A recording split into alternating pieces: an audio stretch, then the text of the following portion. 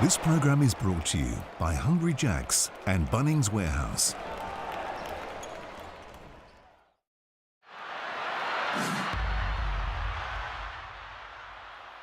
Here we go, punters. Let's have a look forward to the championship markets here, because there is 3 teams, I believe, have a chance to win this NBL championship. We'll start off here with the Perth Wildcats. Now, I don't like the price too much at $5. I think that they should be a little bit further out because there's a fair gap between that team and Melbourne and Sydney here. Sydney probably deserve to be favourites, but Melbourne United, with that finals experience, are just hanging in there. So my tip right now, you can't go past them, 12 on the trot, is going to be the Sydney Kings here. I reckon that $3 price has plenty of room to move in. Enjoy, and most importantly, gamble responsibly.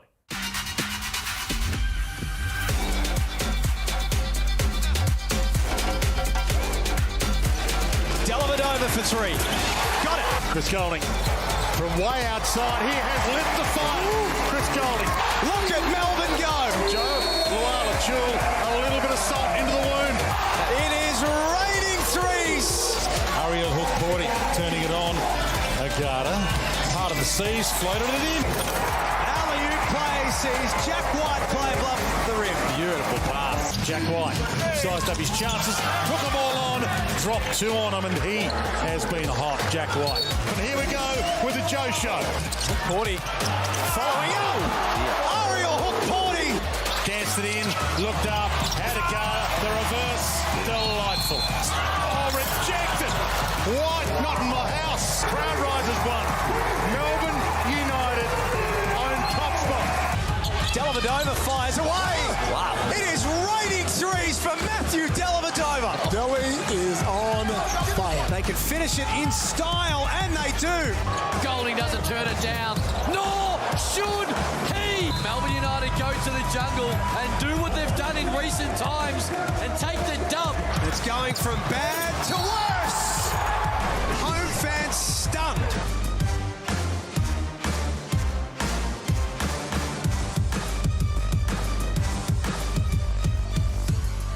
Sitting pretty on top of the Hungry Jack's NBL ladder, the Melbourne United are looking to take care of business against Brisbane today and move one step closer to securing the regular season title. Captain Chris Golding is also finding some great form as we edge that little bit closer to the finals. But Brisbane, they are here to spoil the party, and Franks is a huge in for the Bullets and ready to create some havoc. Hello and welcome to John Cain Arena this Easter long weekend. I'm Jenny Screen. Thank you for joining us for a blockbuster Saturday of hoops in NBL22.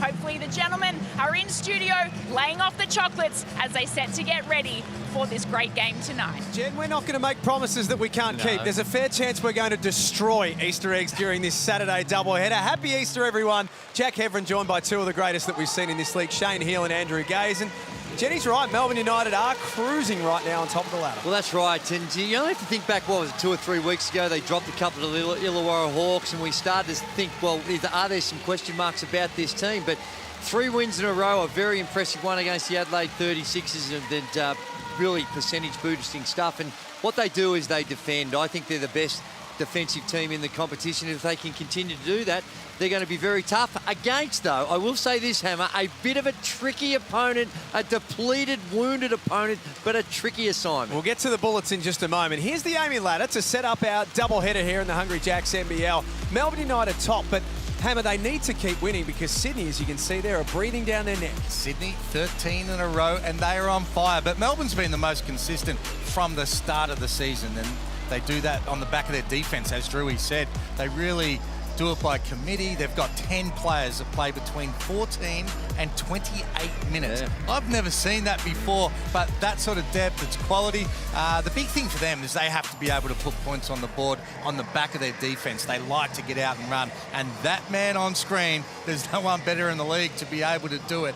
Have a look at how much he's been on fire, Drewy. Yeah, when he gets going, he's tough. His numbers are a little down this season overall. Only 36% from the three-point line, 39% overall. But they don't really tell the full story of what he's capable of and how important he is for the offense of Melbourne United, who have just slipped. They're now second in the league in points per game. Speaking of important, Hammer, tell us about how important Jack White is for this Melbourne team.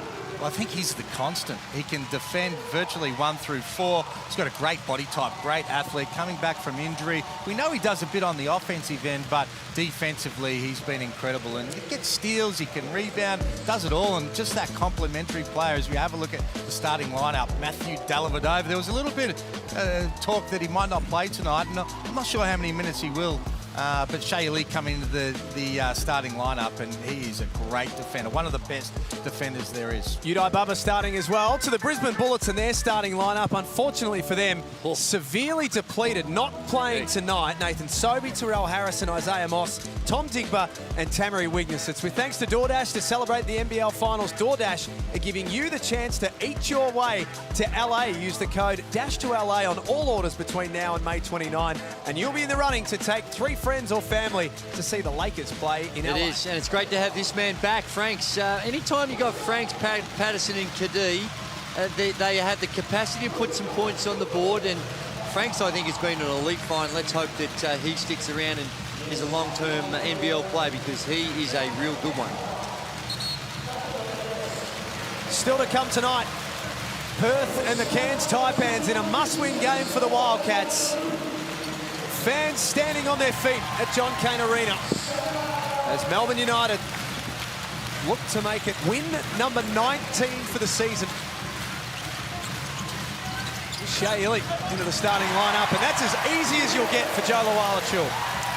There was no worries about that shot. He could just throw it up anywhere because of the offensive rebound, as Golding nearly got off on fire as well.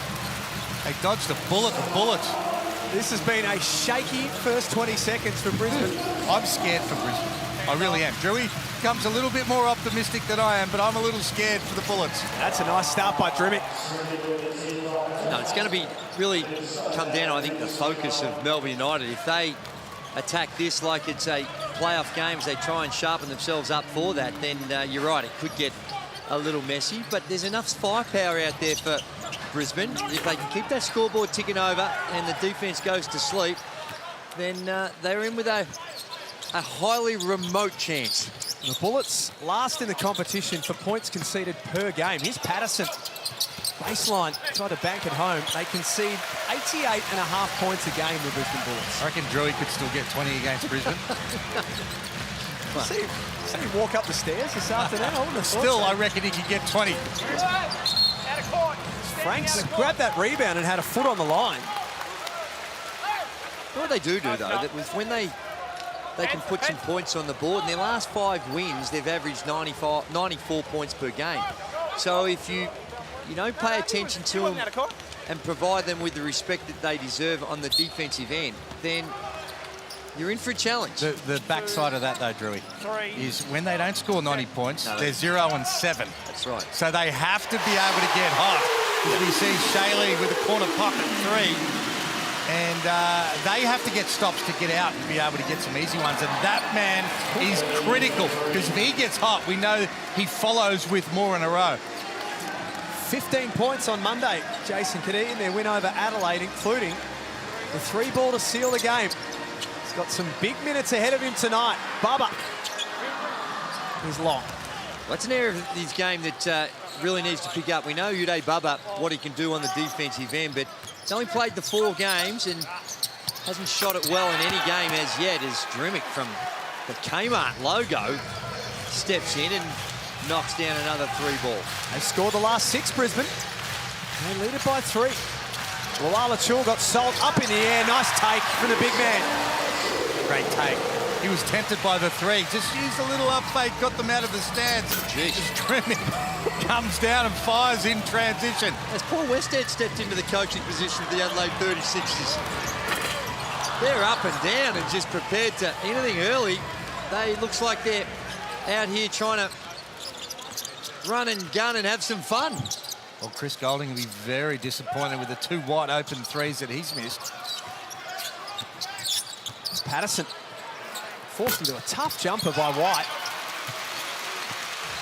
Joe Lawala-Chul, 7th in the competition for points per game, 3rd in the competition for rebounds, 2nd for blocks, number 1 for green light. Misses that one. That's a good call. As soon as he brought that ball up the floor. Drimmick, ultra aggressive to start this one. He can't score. Bubba has White riding shotgun and missed it. Well, he had it. The pass was there. It's a poor decision by Uday Bubba. Well, this is like Bubba took that 3 after one pass a minute ago. He's shooting 22% from the 3. And then that time is where his strengths are. Going to the basket, needs to be able to go up and finish that. Well, pass it, White was there. Anything around 11 feet, throw it anywhere at 11 feet, Jack White will go get it. Uday Bubba, like I said, he's now 4 of 18 on the season since he's come back. He's 4 games so far. No problems for Jason Kadee, though. In rhythm and seeing it like a hula hoop. 2 of 2 to start with.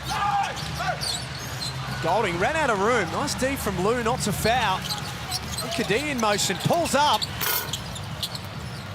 Misses that time. It'll be a Brisbane ball from the baseline. And that's what Kadee has to do. Any chance he gets a sniff, you see Drimmick with a nice little pass, and Kadee can get that off so quick. Just gets it above his head, lets it rip, but they're going to need him to go and get 20 tonight. And he has to play like that. Matthew Dellavedova coming off the bench. No, talk about a luxury. Well, like you said, there were some doubts that he might have had some form of injury. Don't know exactly what the issue was. Jack, you might be able to fill us in. Oh, hang on. Big Lou's got to finish that. Nice pass to him around the rim. Got to use his size a bit better. And then the Wala-Chul misses Peatling. Melbourne's 3rd turnover in the first 5 minutes of the game. Well, it's all about the three-point line.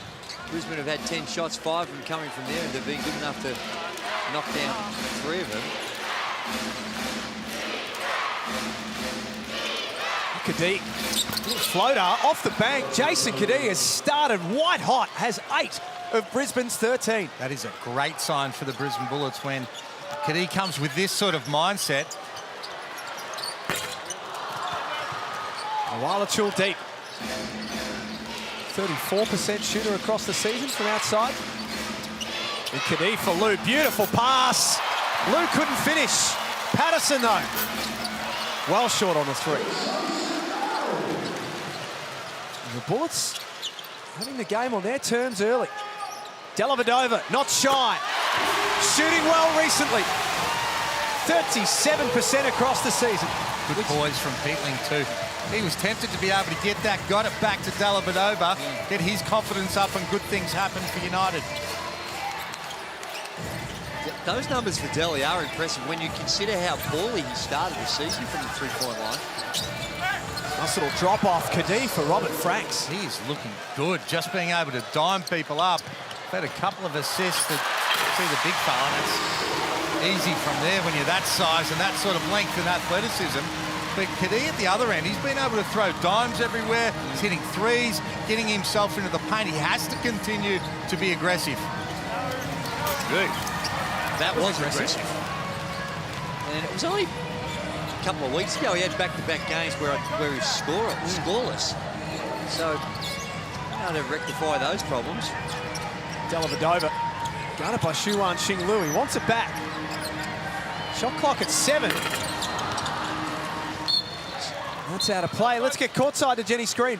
Gentlemen, I know you've spoken a lot about Delly and his injury. Just from my observations before the game and warm-up, looked a little bit proppy, nothing too much. Lower leg looked like a hip flexor from what I was seeing, but he looks pretty good considering he nailed that 3 when he entered the game off the bench. But considering we're this close to finals, we want to make sure Coach Vickerman is looking after him as much as possible because you don't want him missing when it's up at the pointy end. Spot on, Jen. He's played 25 minutes a game across the season. Drimmick, his second 3 in Brisbane. A 4 of 8 from outside. This is what happens when the shackles are off. They're really just out there with nothing to lose and loose and coming down, and it shows in the way in which they're knocking down those 3 balls. But as Hammer alluded to, they need to do a little bit better than that on the defensive end. But they do look loose. Oh my glory, Phil Days. That was just... He thought he was Andrew Gaze. Did you see that? No, that was more Shane Hill, that one. Nice little step back. Going to the left. Garter into the game for his first minutes. Threw a dart at the backboard.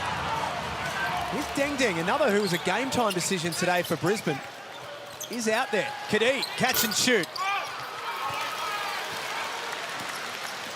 3 of 6 to start this one. Hook Porty to the other end. Couldn't drag in the offensive rebound. Fair to say that this is free-flowing. Yeah, it is. And it's, when you're down on numbers, though, this style of play, you can get hot like the Brisbane Bullets have done as Agata comes in and just through Jason Kadee, good enough to get the and one. But strategically, the tempo that they're playing at, when you don't have a deep bench, this can get very hot and cold. They brought Agata and Daly off the bench today. What's your mindset going into playoffs? Because I noticed there was a game probably a few weeks ago where Dean Vickerman said, no, Daly, you're coming off the bench at the start of the second half. Yeah, he did. I was calling that game. We called it together, and it hurt them. It really hurt them. Well, it did. And Agata, remember the start of the season when he was coming off the bench early on, and as an import, and their only import, the challenges that was going to present. And just psychologically, it's more than anything when you're an import and coming off the lead. Leonard Copeland spoke about it a lot during those early stages, and his game really changed when he did eventually get that starting role. Patterson, under heavy contact, is able to bank it off the glass. Brisbane lead by 3. We tick down to 2 minutes before quarter time. The Bullets just 10 wins across the season. They had higher aspirations than that coming into the season. Ding ding. Just to wait for the cavalry to arrive. Patterson thought about the 3 ball. Dumps it down low to Salt. Shot clock down to 6. Back to Patterson. It's good for 3. That's 5 trebles in the first quarter for Brisbane. 5 of 11. So they're doing it at a good clip as well. Patterson's another one, Hammer. At some stage, get your thoughts on whether you can see he having another go around with the Brisbane Bullets or in the NBL. Brad Newley wants to slice the action. You're right. Free-flowing, Jack. Don't worry about that. Ding-ding hard of the rack, and Hook Porty went right there with him. United in transition now. Here is the next star in the low block, guarded by Salt. Happy to pull up for the jumper and draw the foul. That's a bad foul. You just don't need to foul him. See this ball come out from Kadee. Wide open shot for Patterson. Same from Newley. What about you? What are your thoughts on Patterson, Hammer? He's averaged near enough to 16 points a game. Shot it at 43% from the field. Only 26 from the threes. Do you see him as a part of the long-term plans with the Bullets? I wouldn't think for the Bullets, but I don't know. I think he's... You'd be taking a risk because we've seen the upside. He's a superstar when he's fit and he's playing great basketball. He's All-Star 5. And since then, he just hasn't been in shape. And I think any team that would take him would have to put some stipulations in place that he comes back fit, because he can't play basketball. He tries to go through people, whereas in his first year, he had that ability to be able to go around them. He could defend, he got steals. Now he's only averaging 4 rebounds a game. It's a long season too. Illy up top. Off the front of the iron. Some first quarter minutes for Max McKinnon. A famous name in Victorian basketball. His father Sam, now the general manager. Patterson draws the foul and has got an extra free throw coming. It is, and Max McKinnon was one of those DPs that he's got seen little bits and pieces of him throughout his junior days, and seen enough to know exactly what his characteristics are going to be, Hammer, but comes from great stock, and with all these injuries, gets an opportunity tonight. And that's perfect. Yeah. To be able to play DPs, at the end of the season, your team can't make the playoffs. You want to invest in those kids and see what they can do, get them valuable experience to be able to build on for next year. Block. In fact, Jack White didn't need to do that. He's robbed Brad Newley. Looked like it was calmed down there. It did, that's what I'm saying. He's cost Brad Newley a couple. take a look at it here. There it is. Hard to tell. We didn't see enough of it in that angle, but it looked like it was going to trickle in, and you can see the disappointment in Brad Gilly saying, turn it up. Just rob him too.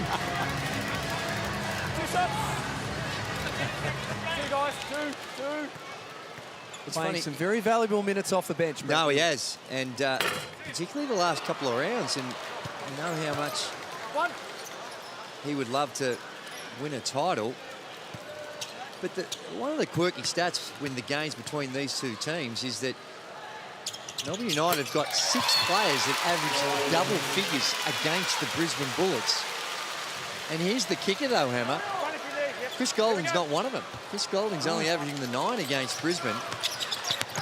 So That's not a stat you'd expect. Great D Melbourne, although Agata is called for the foul. Just didn't need the foul. Perfect double team right on the end line. Just needed to keep his hands out, and he didn't been able to get a steal. Don't run. Extended pressure from United. They double up on Krebs. Found a way through the trap, but Shea Ely. Right place, right time, as always. And the last possession of the first quarter will be with Melbourne. Agata has to get it away. Not sure that he did. The Bullets, undermanned, are here to play. They lead by 3 at quarter time at John Cain Arena here in the Hungry Jacks NBL.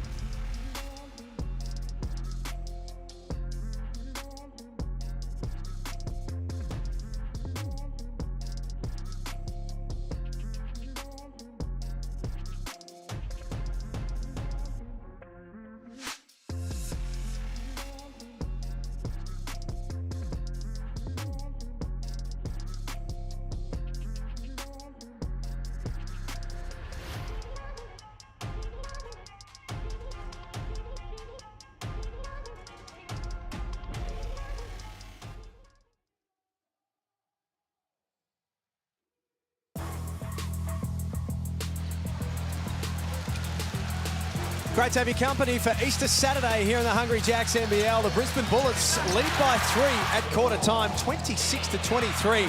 Jason Kadee has 8 points, Anthony Drimmick has 8, and Lamar Patterson has 8 points as well. A bit of work to do for Melbourne United. And the winner of our Kmart gift card for today is Talia Squires. This is their 8-week-old, enjoying his first season next to the championship trophy. The trophy's bigger than the child. Well, and they've got another, I think, a very good chance to pick up another one this season.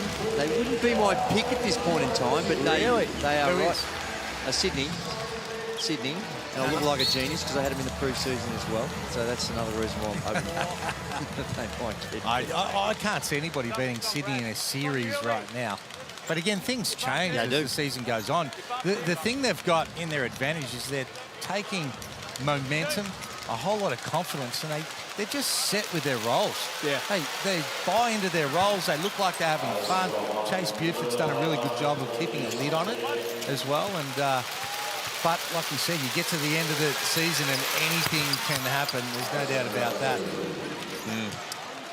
You know what surprised me as I was going through this game and reading up on some of the figures, that no team, when you think of the Melbourne United winning a championship, no team since the inaugural year back in 1979 and 80, no Melbourne team has gone back-to-back. Now It's amazing. surprised me. With all the great Melbourne teams we've seen over the years, they've been able to string them together, and Uday Bubba would breathe a bit of a sigh of relief to see that one go in. Shooting at 22% since his return to the league this year, Uday Bubba. Last season, 41, 42, 78 were his shooting numbers, so he's got a bit of work to do. That's a bit sloppy from the Bullets. Let's get down to Jenny, courtside. It might have been a turnover just then, gents, but Coach Duncan was pretty happy with these men at the start. Sometimes when you have nothing to lose, it just loosens you up, and they're playing pretty freely at the moment. He was happy with their penetration deep into the keyway and then fighting their shooters as they have been. He would just love them to clean up the D-trans a little bit more and protect the paint. Not sure he's going to love that one. Franks was asleep at the back line of that zone. They just went right by his head for a layup. But 24 points out of the 26 came from their 3 players, and one of them wasn't Franks. So if he starts to get hot, then good things can happen for Brisbane.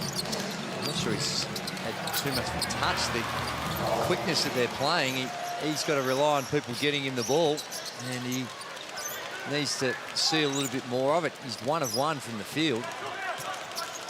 This zone has looked very porous the last couple of possessions. Here's Bubba. Not that time, and McKinnon took off. The pressure from Bubba was just enough to force the error. Now hook Porty. Luala Chula, I should say, my apologies, wants it in the low block and gets the roll. Well, already in this first 2 minutes, only seen a couple of possessions for the Brisbane Bullets, but Melbourne United, they have the ability to crank up their D, and not as easy now for the Brisbane Bullets. Well, and you see Kadee and Drimmick about to come back into the lineup.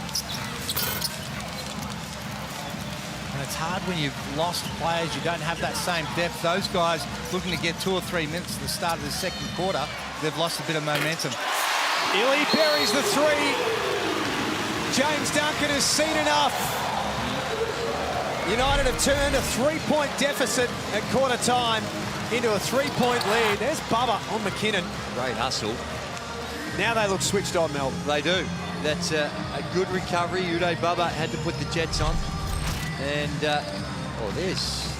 that's Danny Minogue. Uday Bubba nearly landed in Danny Minogue's lap just then. There you go.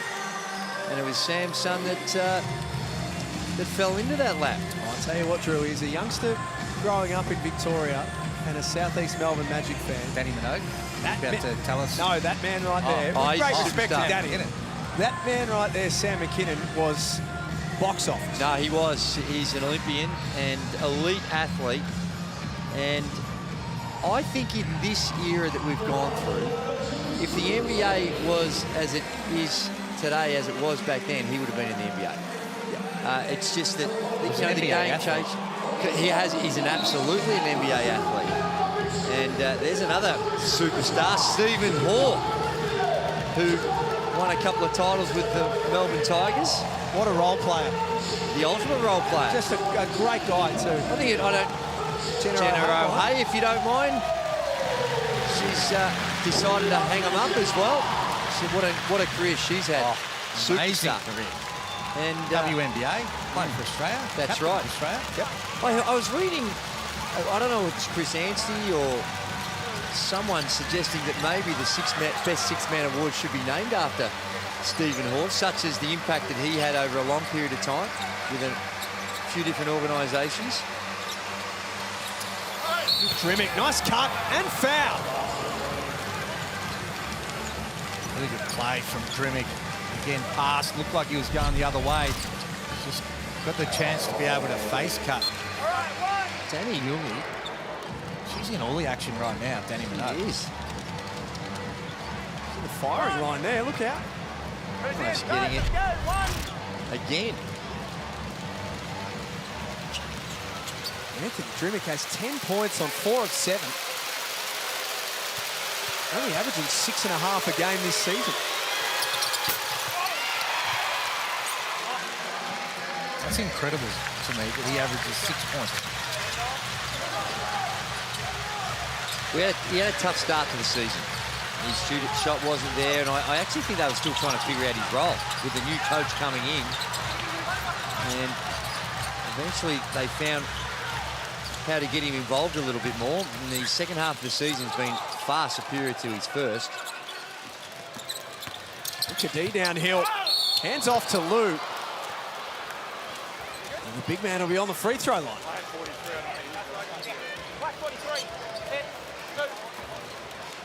Big Lou's another one when you think of him and what he can give, and clearly he's not ready to be a significant role on a NBL team, but I'm sure that when you look at him and how they've tried to use him when he's in games, whether he's been put in the right positions. What do you mean by that? Well, a lot of the times there didn't seem to be anything specific to utilise his size. Like a certain set that you'll go to, you throw it in there, and it's just all part of it. Now, admittedly, he wasn't playing enough, so you don't want to. But just a set here or two that you're going to play, and there again, that very poor zone defence. That looks like a zone defence that we used to play at Swan Hill. Yeah, at Warrnambool Carnival. Yep. At the start of the season. Yep. Australia Day weekend. Australia Day. Yep. Stand around. No responsibility, just guarding bits of ground. Roll it in to Luala-Chul, who turns around and scores.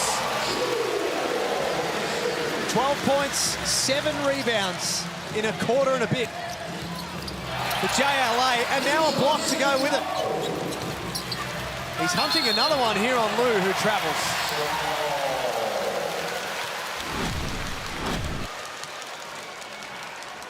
Here's the lob from Barlow. Go back about 2 months ago, maybe even 6 weeks ago, Joe Luala-Chul very firmly in the conversation for MVP. I think that talk has died down a little. Is he still an all-NBL first team? Well, who's he up against? I think he's a chance. I would say this. When you've got a team and a rotation like Dean Vickerman runs, it's hard to win an MVP award playing in that system, because he plays 10 guys, they share it around, and absolutely, to Dean Vickerman's credit, it gives them the best chance to win.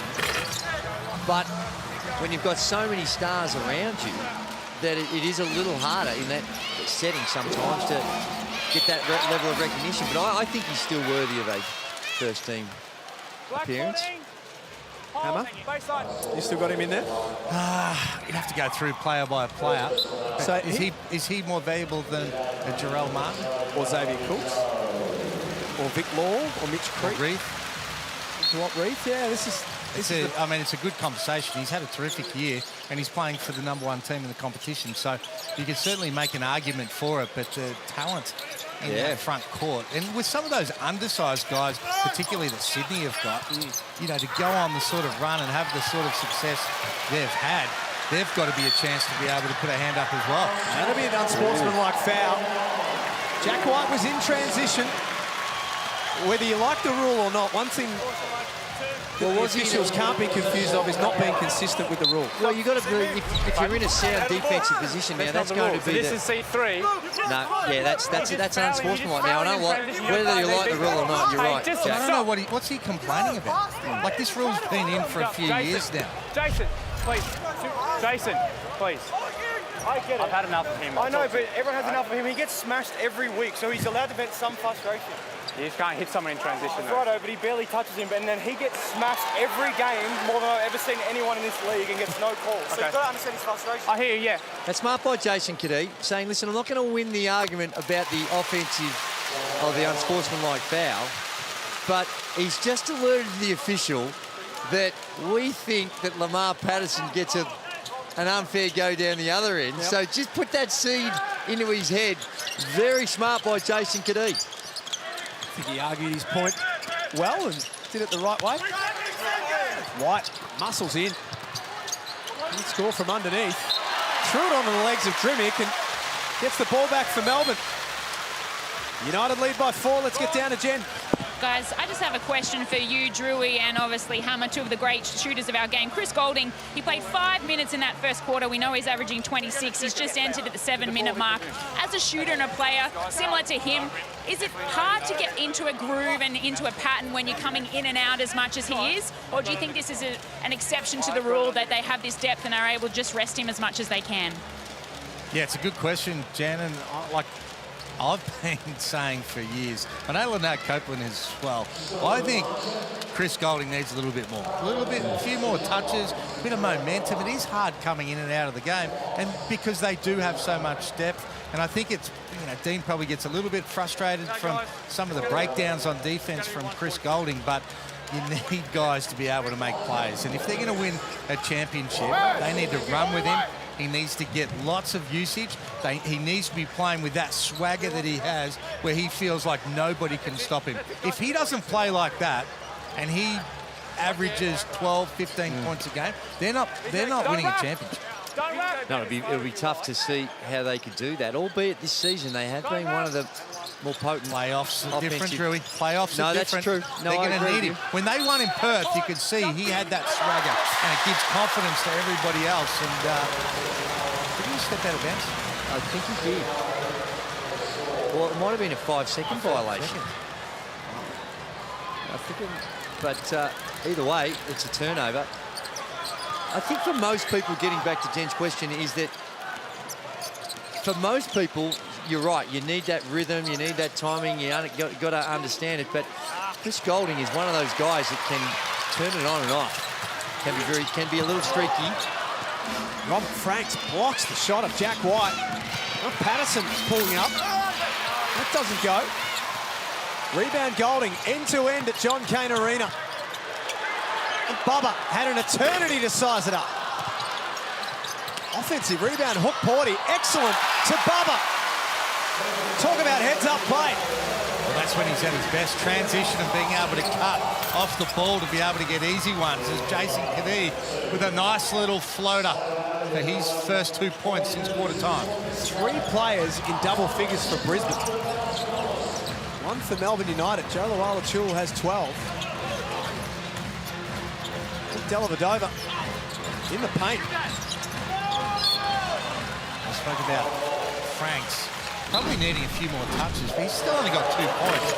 He's 1 from 2 from the field. Okay, when they shoot the ball, reset, yeah, I'm just That's the cut we were talking about from Bubba. But Franks needs to go and try and make something happen as well. They need to get him something on the post, but he needs to demand it. When you're the import on the team, sure, things are flying a little bit, but you've got to go make something happen. Now Hook Porty lost the handle. Dean Vickerman wanted a foul. Now Kadee, 10 points, 3 rebounds, 4 assists. Very productive opening half. Got downhill and lays it up on Hook Porty. Jason Kadee is dominating this game.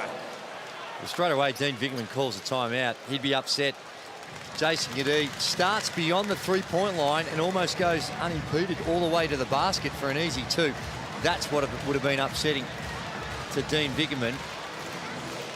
And it's the weak side that wasn't there. Well, it was a breakdown on the pick and roll. Yeah, well, they were getting ready to hard show, and then he goes the way of away from the screen. A couple times, Delhi, coming hard down here. We got to be able to get that thing out of there. Whether you keep your dribble alive to be able to move it back, but we got stuck.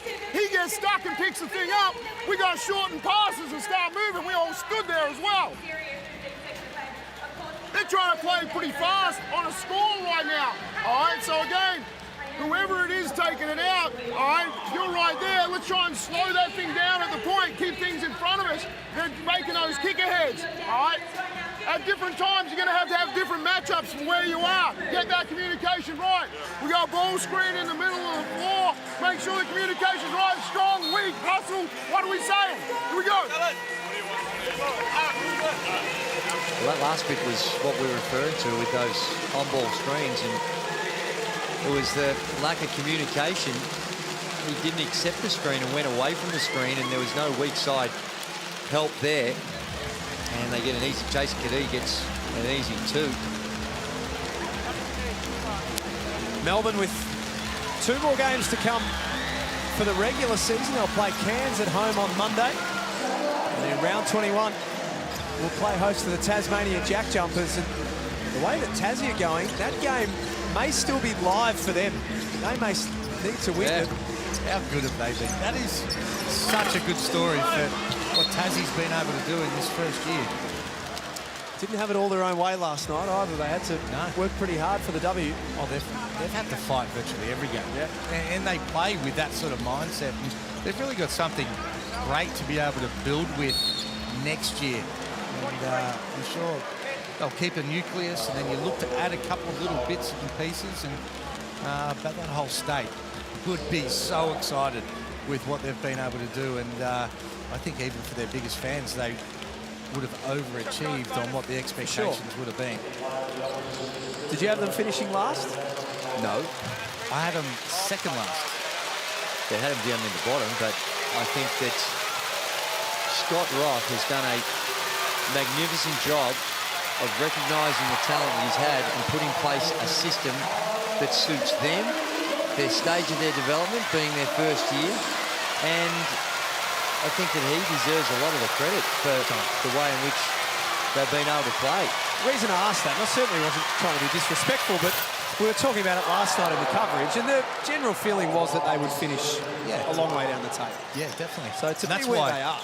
It's been incredible what they've been able to get done in their first year. And normally it takes you a couple of years when you're rebuilding anything and getting the right pieces in play. You see the Brisbane Bullets just give up a wide open shot in that little zone again. Drimmick.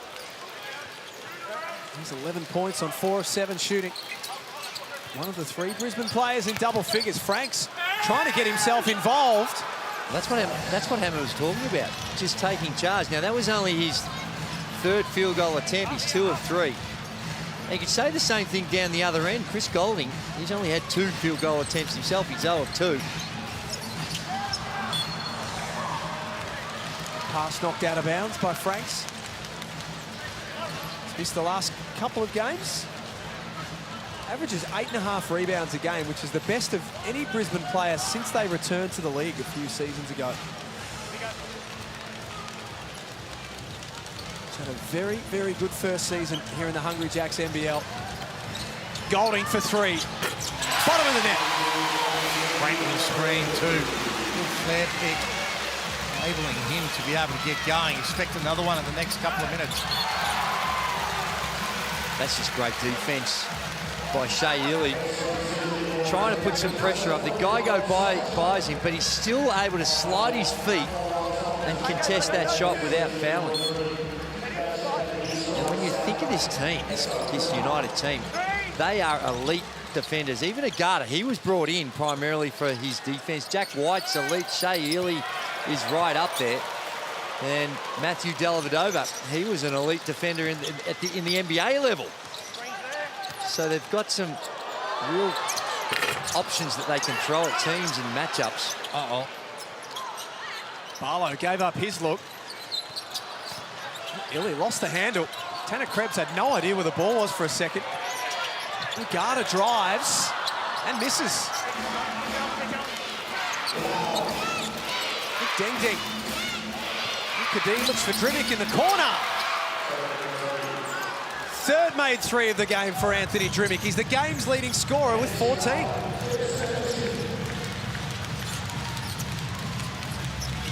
The Bullets take the lead back once again. Chul inside. The size advantage. Forced up a tough look in the end. Last minute of the first half. That'll be a foul on Golding. That's going to cause make some decisions, because that's going to be his 3rd. And more free throws to come for Brisbane. and have a look. Just the grabbing of the jersey. Didn't need to do it.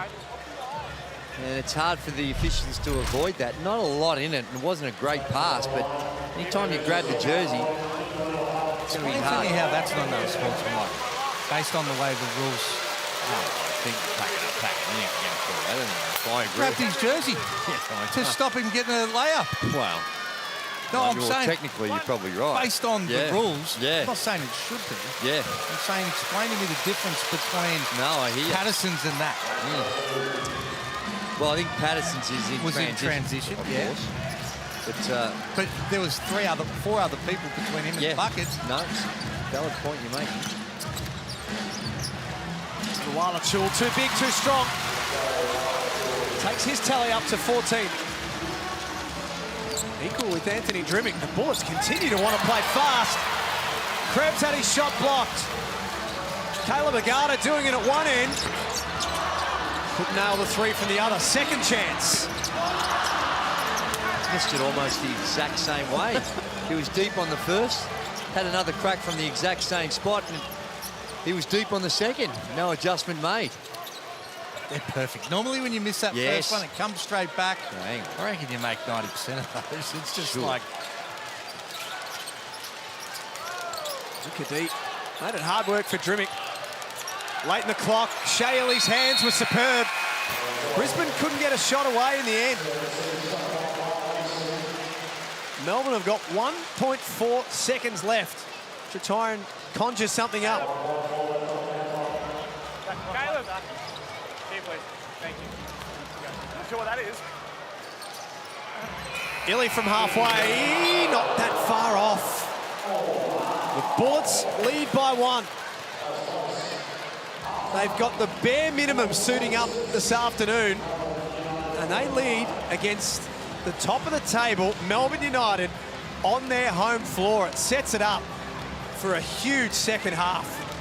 Let's get down to Jenny's screen. Guys, I'm courtside here with Jason Kadee, the vet. You guys came out superb in that first half, shooting at a great clip as a team. What was the mindset coming into this one?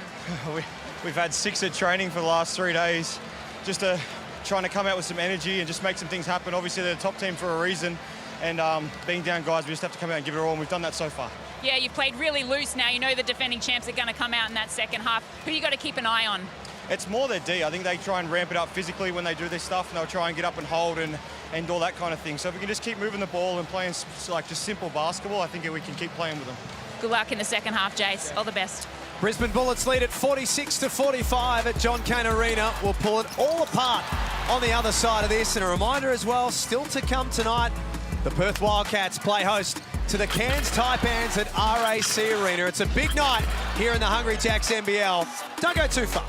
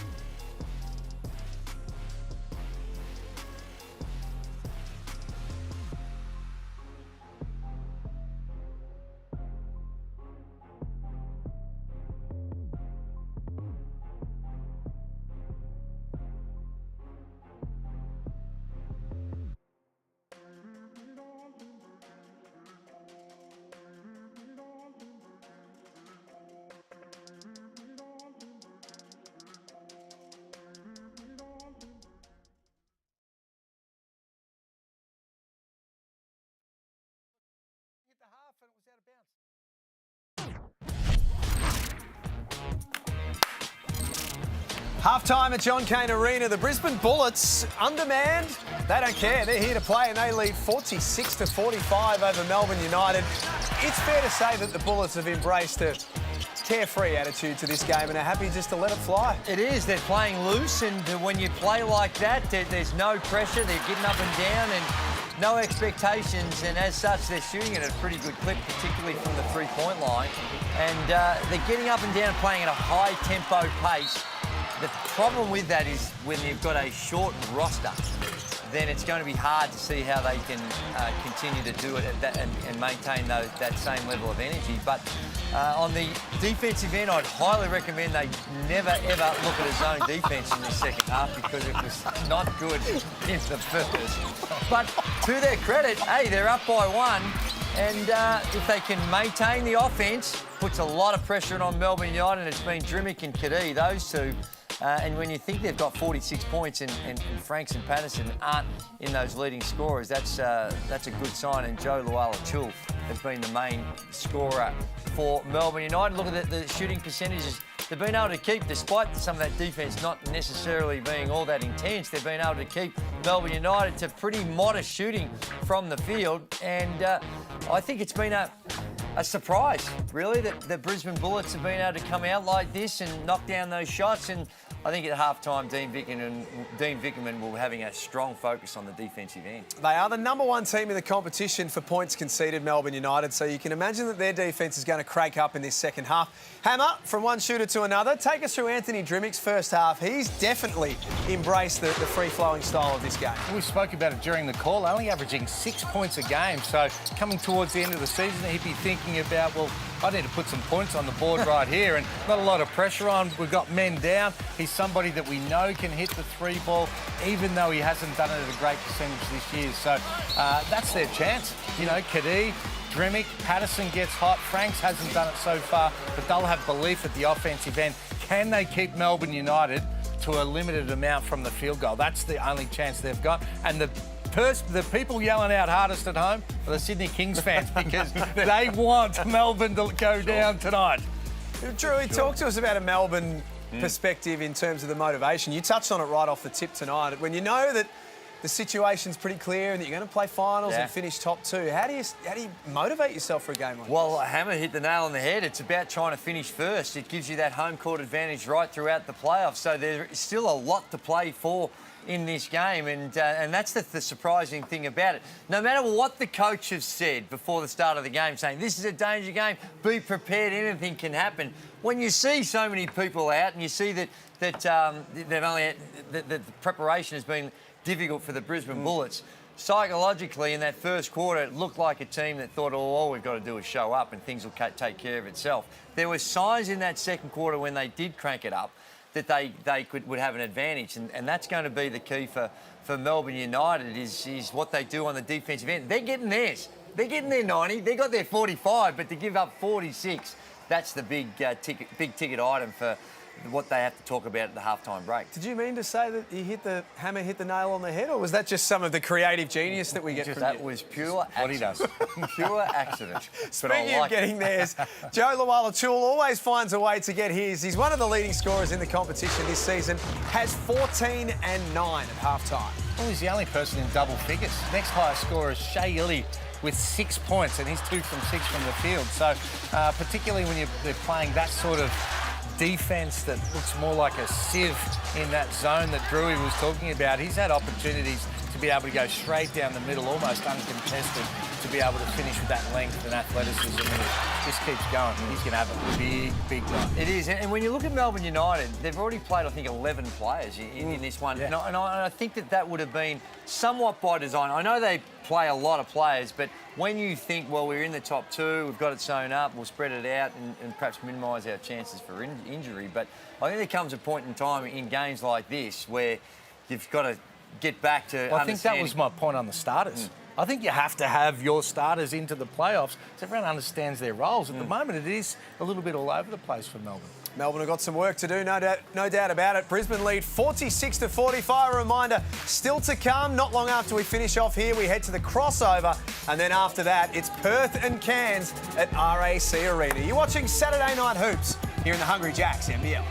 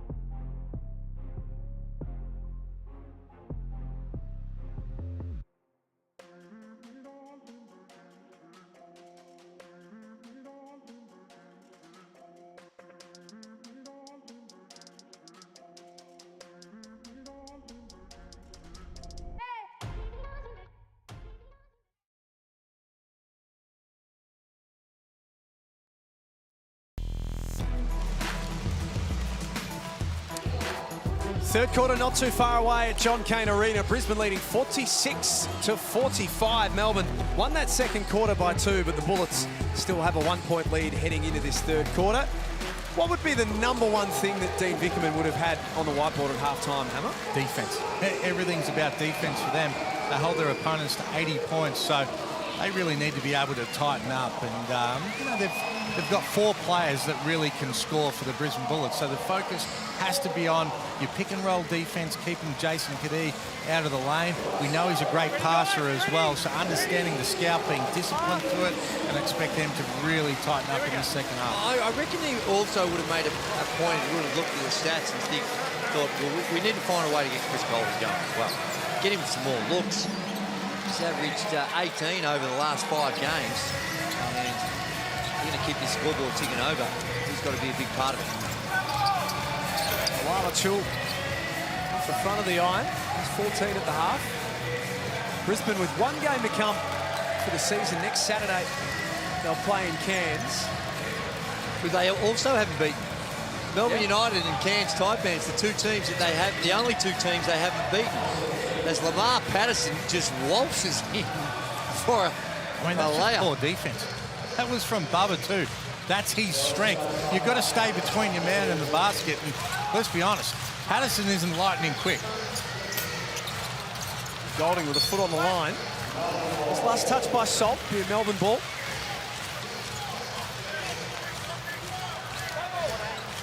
$12 points on 4 of 9 for Lamar Patterson.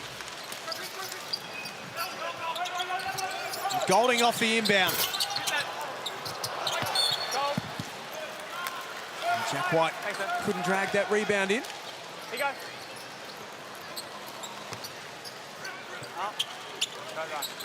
Melbourne have the chance to finish top 2 years in a row. The last time that happened was part of that great New Zealand team of 11, 12 and 13. They finished top 3 years in a row. Chance to be there again. Patterson coming out aggressive. Not that time though. At Illy starting today with Dellavedova coming off the bench, and Bubba forces Drimmick into a foul. Drimmick's got a case right there too. Looked like it was all ball. Have a better look at it here.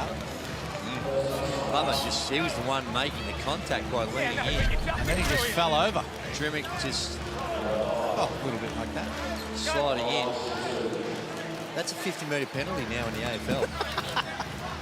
What's that?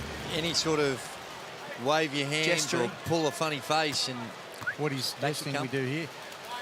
Well, I think there's a balance in there somewhere. I think, seriously, I think this year, whether it's the coaches and the players, it's got to a point where they might need to bring it back in a little bit, because it's not a great look. And when you look at the numbers in sports and trying to get officials at all levels, and they see the way that they're being treated here, and hey, they make some mistakes, but I don't think any of them are intentional mistakes. So how do you do that? Is it fines? Is it making an example out of a couple of the higher profile coaches? How do you do that? The way they do it is technical fouls.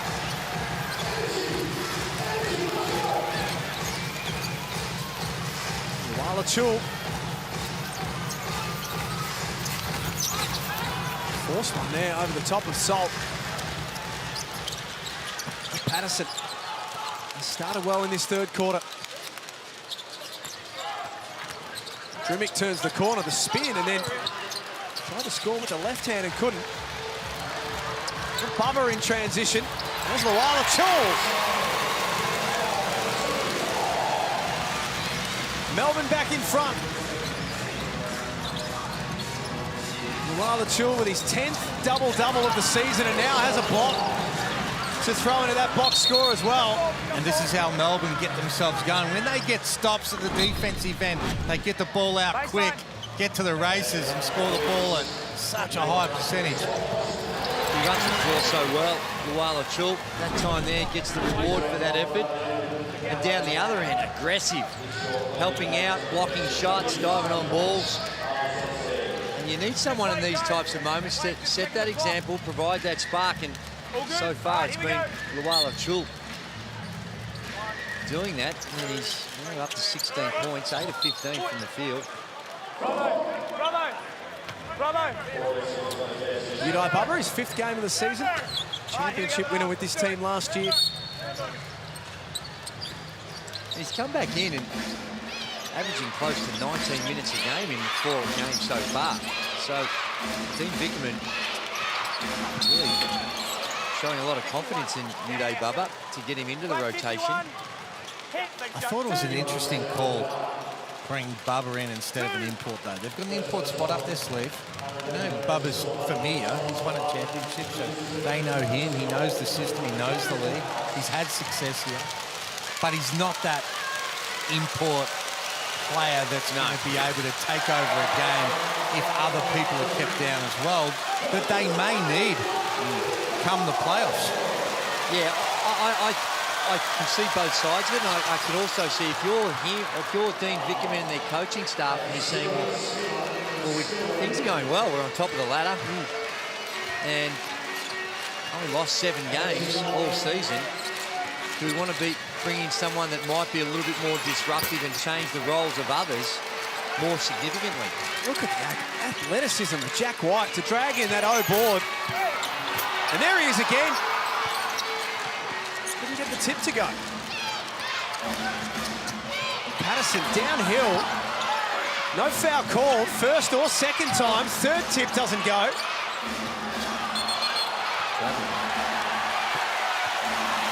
That 3.5 goes at it. And again, Shea Ely on that first attempt, just the speed in which he can get back in front. When his guy's got his shoulders past you, your ability to slide your feet and get back in front just to intimidate that shot, that is not easy to do, and that's elite defending by Shea Ely. 49 apiece. Golding, 1 of 6 this afternoon. He walks. Great D from Jason Kadee. Really stagnant against this 1-2-2 zone. You see, that's the defense you were talking about, Drewy. Shea Ely, one of the best in the business in the NBL. Look at Patterson. Has 3 cracks at it. He gets it again, and that's the travel. I'm not sure there's any argument there. No. Ely stole it away. Oh, didn't need a Euro. He did. He had a layup. Drimmick in the corner. He's off target. Bubba comes up with it for Melbourne United.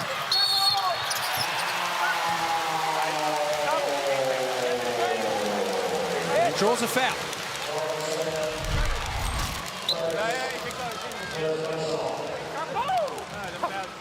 Really is quick in transition. And that's good play. He was always going to draw that foul. Gets himself to the free throw line. Both teams really struggling to be able to score at the start of this 3rd quarter. 33% for Melbourne United at the offensive end. They're really coughing and spluttering on offense. Only 6 from 23 from the 3-point line as well. And the Brisbane Bullets at 37% from the field.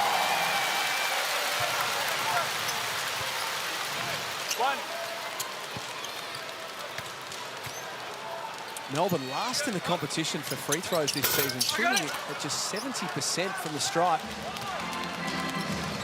They tick so many boxes, Melbourne. They're top 3 in so many stats. That's an outlier for them.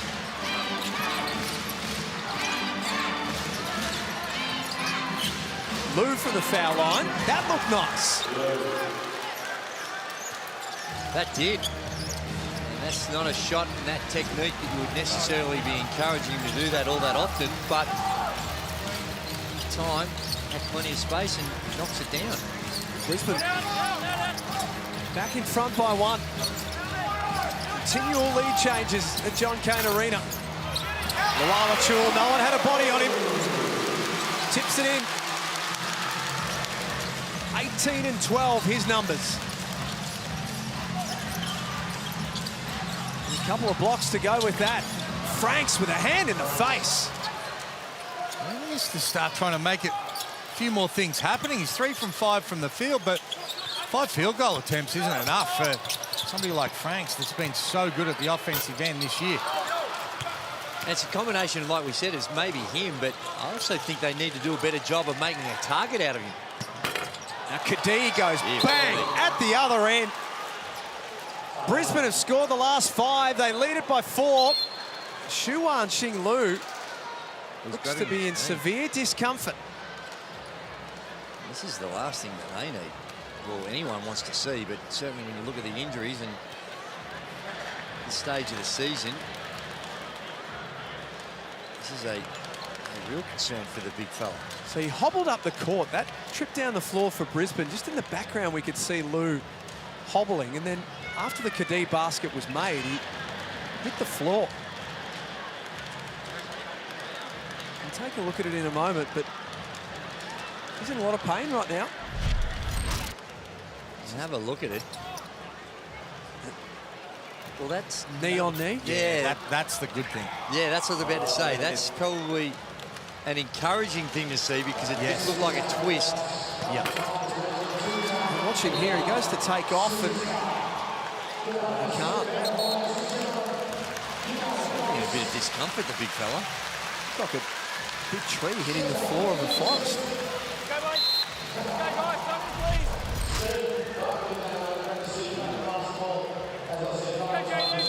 Needs to be helped off the court, obviously. It's 4 points in his 7.5 minutes. Already a team without Nathan Sobey, Terrell Harrison, Isaiah Moss, Tom Digba, and Tamari Wigness. They are down to the bare bones right now, the Bullets. Digba's been good, hasn't he? Last handful of games certainly showed what he's capable of. We would have liked to have seen him out of there tonight.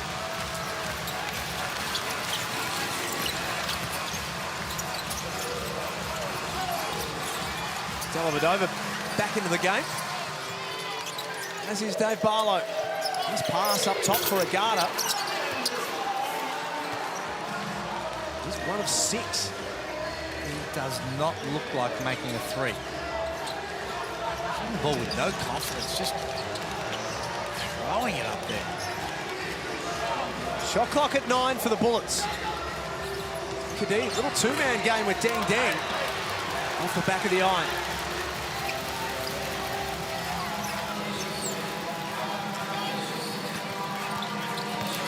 Agata gets in deep, got Deng Deng in the air, lovely finish. It was good control. Drives in amongst the forest. And still able to give it just a little fake in the timing of it all. Gets Deng Deng in the air. Melbourne shooting the ball from the field at just 33% tonight. 2 more for Franks. There you go. They Starting go to warm to him. up. On-ball screen for him. They create a switch, and he hits the little elbow jumper. Like to see him with some pick and rolls with Jason Kadee and little pick and pops and allow him to be able to attack off that as well. The 4th player in double figures now for Brisbane. That's what I'm talking about. That is not pretty right now. No, it is. And the whole thing's not all that pretty for Melbourne United on the offensive end. Franks had a fumble. Newly fouled by Deng Deng. This little screen we're talking about. Nice little action, and it's money all day for Franks. He needs to get a little bit more usage in this last quarter and a bit. This big Lou trying to get that knee moving. Deng Deng drags in his 6th rebound. Brisbane lead by 4. Less than 3 minutes before 3/4 time. Well, Franks has 10 points. Pulls the trigger. Same play. Not that time.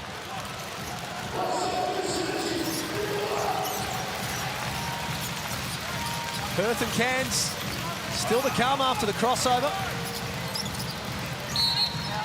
Agata steps out of bounds. I hate it. Oh, no. Well, the footwork's just all wrong. You've got to get your footwork right. Oh, just blown away by the amount of people that constantly step out of the bounce and they just give up a shot, a possession. Turnover. And just the amount of times that people up fake and their foot goes backwards to be able to take off. Do you know, every time I see a player step out of bounds, I think of you. Good. Straight away. I'm glad you do, because I'm sitting at home on the couch. The dogs start cowering.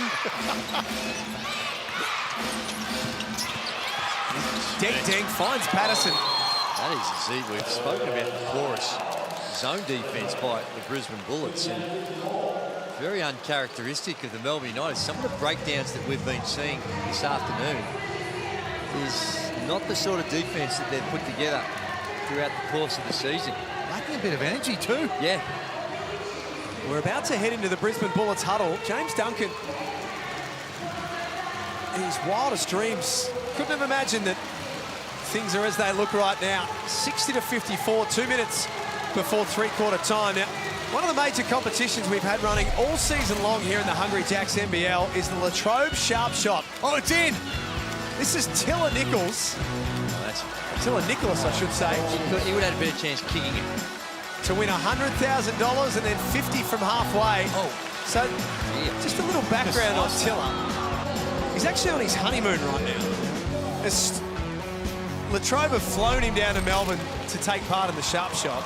And to try and practice, he bought a backboard. He's a Brisbane boy. So why didn't he use it? Thanks. You're telling me he actually...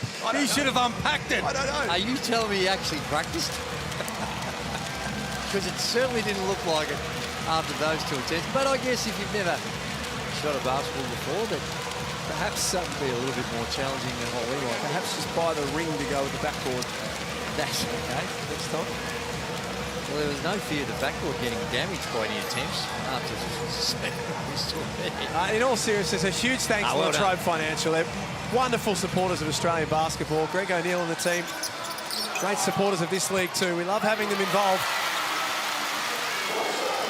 It's Melbourne score out of the timeout. Back to 4.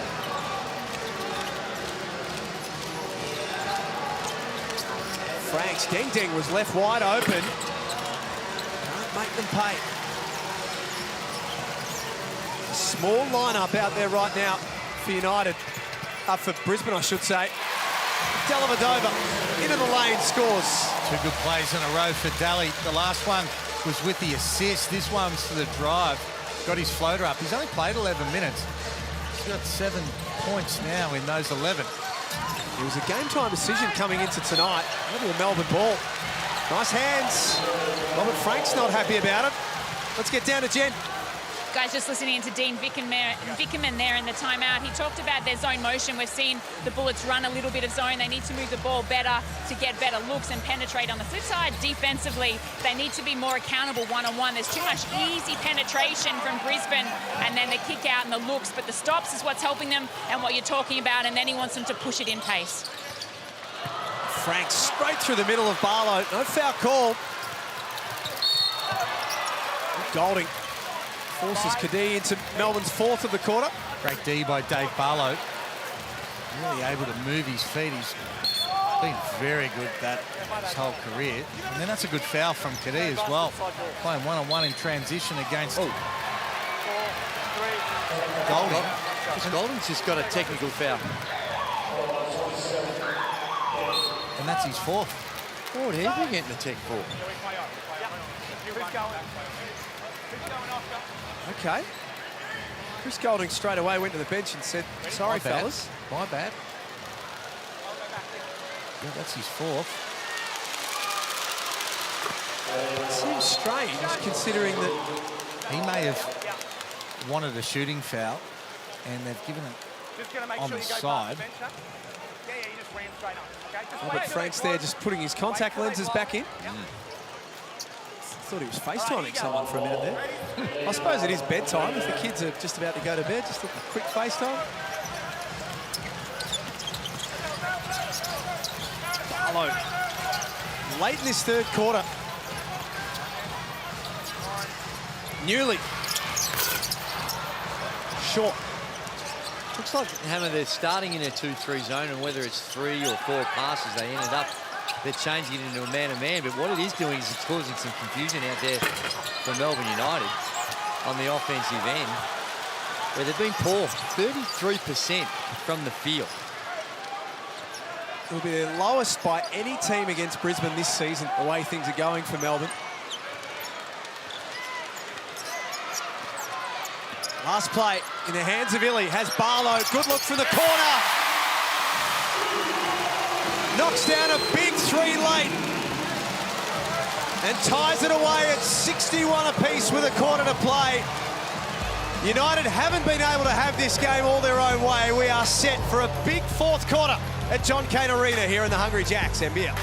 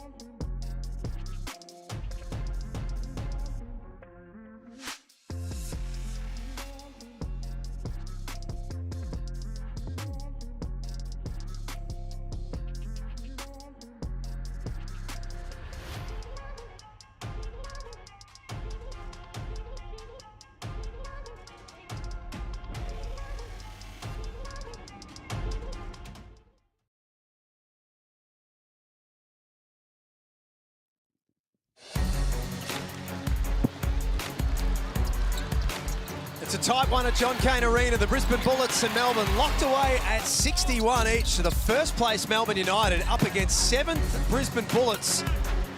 And United have got a fight on their hands. They do, and the biggest lead by either team in this one has been 6. So it's been close the entire way. Nice start. United punch a hole through that zone defence once again. You've got to start Daly.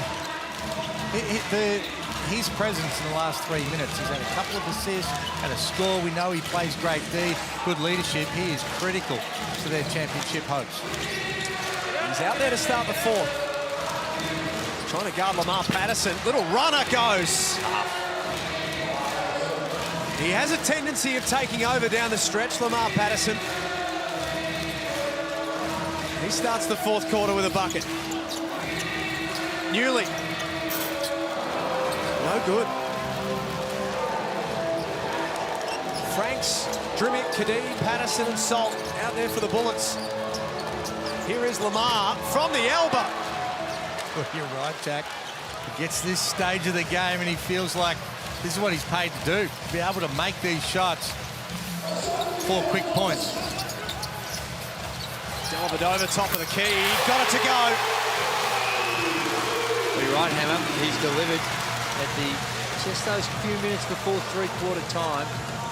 And now to start this one, an assist and knocks down the 3-ball. Kadee a little quiet in the third quarter. He has to be aggressive. He has to continue to play like that, not only just to score, but to create as well, if there any sort of chance of being able to cause this huge upset. 18 points, 5 rebounds, 6 assists, +9 in his time on the floor. Jason Kadee has led from the front all afternoon.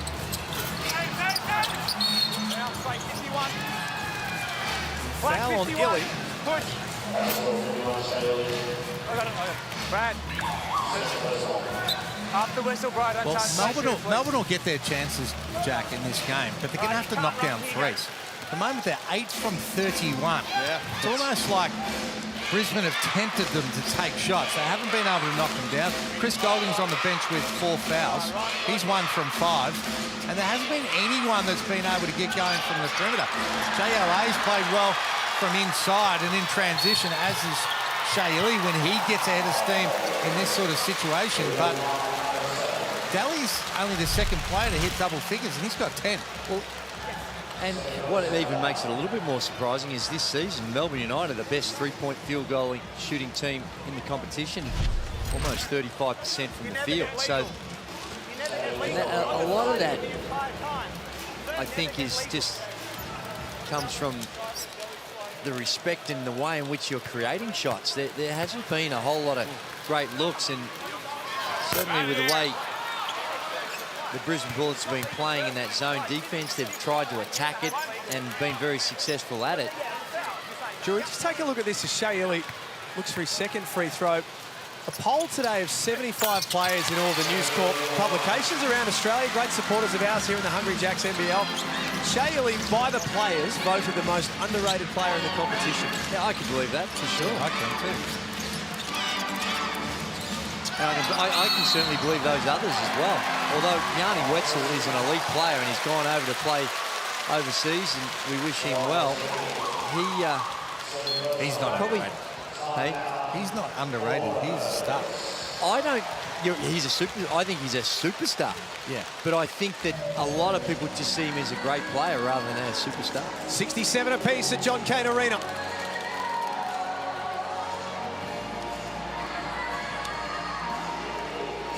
Seven and a half minutes remaining. Timeout called. Brisbane still have 2 at their disposal. Melbourne. 1 after this for Dean Vickerman. It's been a huge performance from Brisbane. It has. It has. And we said that they'll just come out and play free basketball right now. Again, look to next year, be able to get some shots up. And I think Melbourne United have allowed them to play like this a little bit, because their mindset is completely different than the game I watched them play against Perth. They roll into the jungle. They have that look in their eye. They're playing with the intensity that it takes to be able to knock off a top 4 team over there. Well, they didn't bring that intensity or that mindset tonight. No doubt about that.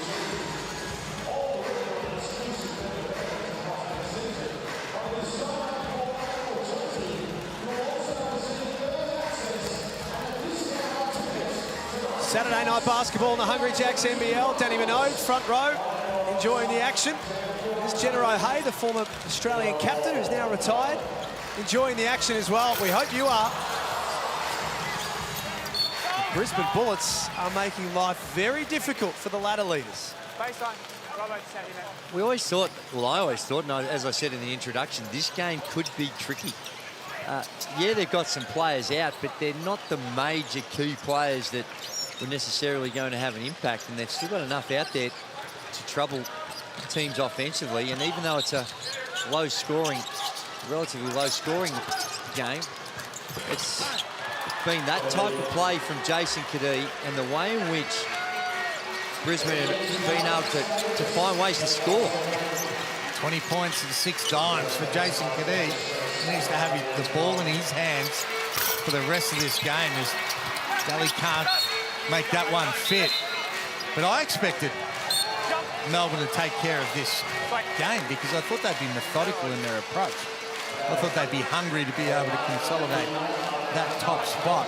Right now, they're playing with fight. This kind of reminds you of the round 8 game between these two teams, that Brisbane just, it wouldn't go away. They had answers for Melbourne all game. Melbourne, in the end, won it by 2. It was one of the best games of the season at John Cain at Nissan Arena. Salt slips over. White to the other end.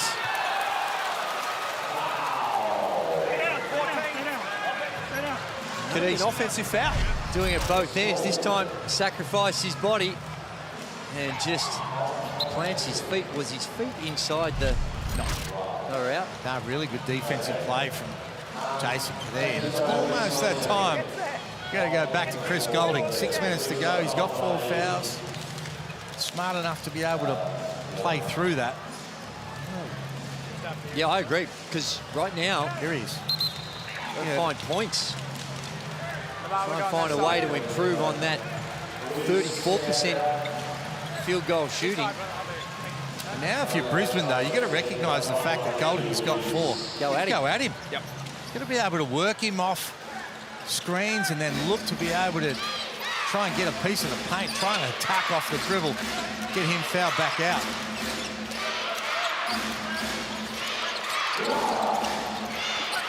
Ding Ding checks back in. Kadee. That's long. Rebound, Dellavedova.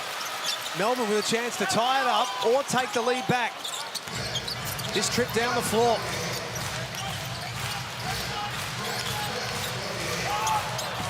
Double comes for Luala Chul. He found a way through, but he didn't score. It's Brisbane's turn at the other end. Patterson in the mid-range.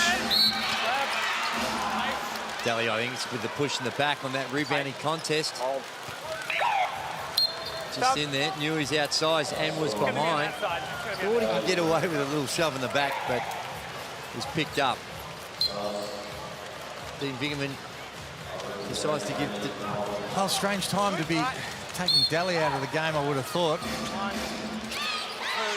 I said before, the Brisbane Bullets fans will be happy if they can see their team get a win, but people cheering hardest right now.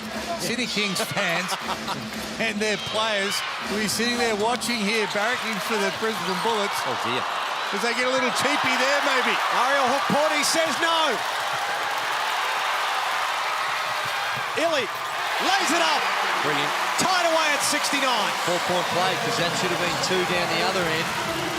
Instead, good scrambling action by Melbourne United and Shea Illy doing Shea Illy type things.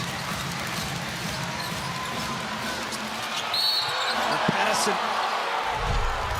draws the foul. There's Ariel Hukporti. Just saved her. Certain 2. And that's pretty easy by Shea Illy. No one coming to him in that transition.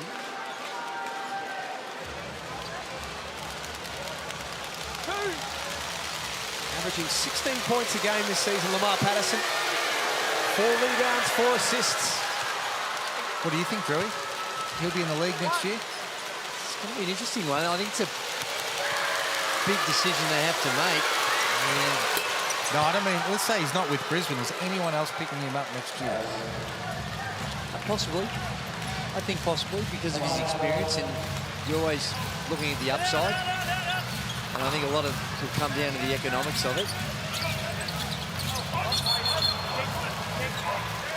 But if the economics is right, I think that there'd be teams with where you're entitled to have 3 imports that would have a look at him. He played in the off-season here last season up in the NBL1 North. He played with the Spartans in NBL1, yeah. Wonder if he'll stick around and try and do something similar. Well, I'm not sure it helped him, did it? Baba. I think it did. A little bit. Goulding pulls the trigger on a 3. Jack White soars above everyone else. Offensive rebound and the foul.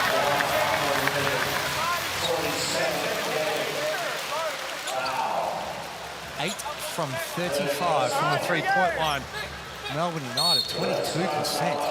Speaking about the fact they're going to have to make some threes to be able to get over the line right here. More pressure on Melbourne United. Brisbane are just playing free.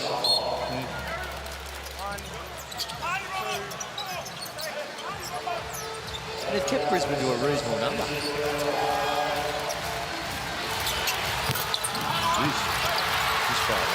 White does it again for Goulding. Got it!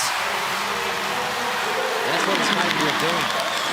Even when he hasn't been involved in those big moments, has the ability to step up and make big shots. The turnover, Shea Ili has been immense at the defensive end of the floor. Golding, it's going up. Doesn't get that one to stick. And you live with that shot. Absolutely. You make that last three. He was 2 from 8 before that shot. Starting to feel it. That's the sort of player he is, to be able to make 2 in a row. It didn't happen that time, but you love the confidence. Patterson's pass deflected out of bounds. Shea Ili, 5 steals, 5 assists.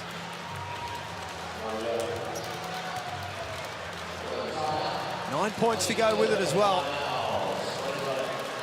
Timeout with 3.5 minutes remaining. Melbourne, who are the best fourth quarter team in the competition, are going to need every bit of that to record their 19th win of the season. So we head inside the Brisbane camp.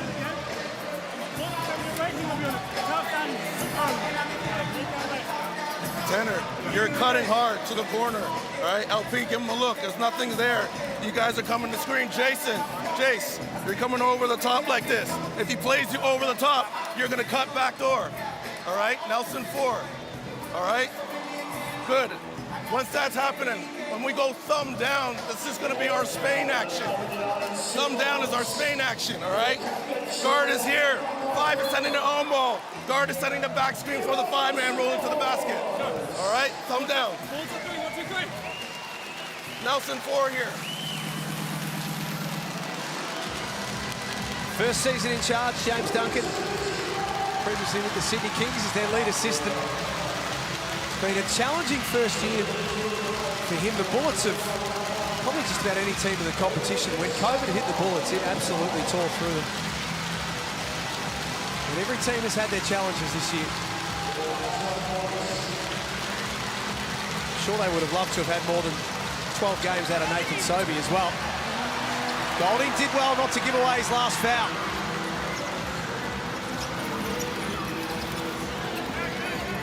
Here he is up top, wide open. That's what you can't afford. I don't care what the numbers. He can be 0 from 50. You still need to guard him in these big moments, and that time, defensive breakdown and your priorities. Number 1 in the competition for 3 balls made. Patterson relocates to the corner. That's well short. It's exactly what Chris Golding does. He can be cold for the majority of the night and then just go bang, bang at a stage and open the game up. That's why they need to get him involved early. You know, he missed a couple of open shots at the start of the game, but they sort of went away from him, and he really needs a whole lot of usage and opportunity to see him trying to go to the block now. There it is. That is just a complete breakdown. Whether there was a miscommunication, whether they're in their zone or man, of the 2 guys guarding the ball, and Golding, that's as easy as he'd want to ever get. Let's get down to Jenny courtside. Just coming out of the timeout with Dean Vickerman, it was made clear that they wanted to get the ball to Chris Golding, which is nice to see. They followed suit. He's had a nice couple of looks. We've seen the 3 drain as well. But I want to talk about the guys that are getting it done as well, the glue guys. Ili, you've mentioned as well. Jack Whitey's stat line isn't that great, if we're being honest, but he's had a huge rebound to change the momentum, and he gave that Golding that 3, gentlemen, as well. 5 offensive rebounds for Jack White. Thank you, Jen. It's on the other end that Patterson got that wide open 3 ball, but we've been talking about the entire night. I think we've erred on not trying to find ways to get Franks involved more. He got the 7 shots, 10 points, 4 of 7. He's got 9 boards. 8 unanswered points for Melbourne United. Drimmick for 3. He's gone a little cold in this last quarter. Things starting to slip away from the Brisbane Bullets. Yeah, it's uphill running now for the Bullets. Ili, downhill. Helped in by the Wallachul. 10 unanswered points.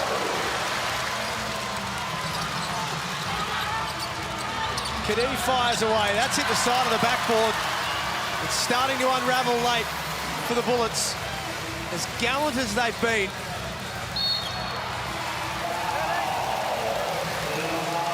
Patterson picks up his third. Look at Shea Ely, just beautiful ball fake. And might have even been a claim for an N1 there. But he's been fantastic in this one.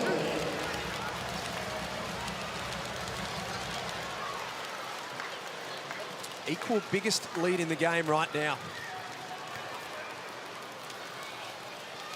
When you talk about the things he's done, like James, you look at his stat line, Shea Ely, he's 3 of 12 from the field, but it undersells all the other stuff. He's got the 6 assists and those little hustle plays. He seems to be able to come up with the ball where others can't. And tonight he's been able to make an enormous contribution, albeit that he hasn't shot the ball that well. Well, he's got 5 steals. Brisbane have only got 3 as a team. Yeah.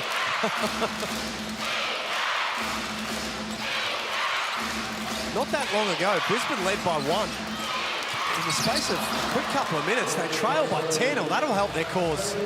From Anthony Drimming. Now they need stops. Any foul from here on in will put Melbourne on the line. Franks almost came up with it. And Illy underneath for Lawala Chul and 1. It's going to look like a regulation win, but it was anything but that. They've had to find a way down the stretch, and it's really only been in the last 3 minutes they've broken this game open, Melbourne United. And Chris Goulding came in and had a huge, huge impact. And that's the beauty of someone like Chris Goulding. He doesn't need a lot of time in order to make a very significant contribution because he's not going to get steered at the moment.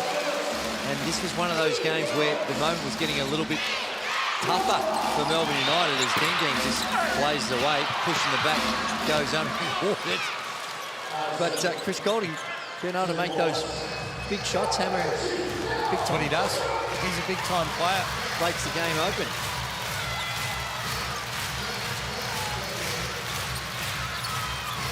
The last minute of this one, Trimmick got a hand in the passing lane, and then Illy threw it out of bounds. United will play Monday against the Cairns Taipans at home, John Cain Arena. And we'll finish off hosting the Jack Jumpers. Well, if Perth don't behave themselves, that last game could be a very, very significant game. Well, keep in mind too, Drew, that Perth have got Illawarra and South East Melbourne in the last round. Stop switches! Albeit, Tasmania have got the Phoenix and United. And you suspect that those games for Melbourne United are going to be live games as far as their positioning and trying to finish on top of the ladder. So they're not going to get the benefit of United putting the cue in the rack, getting ready for the playoffs.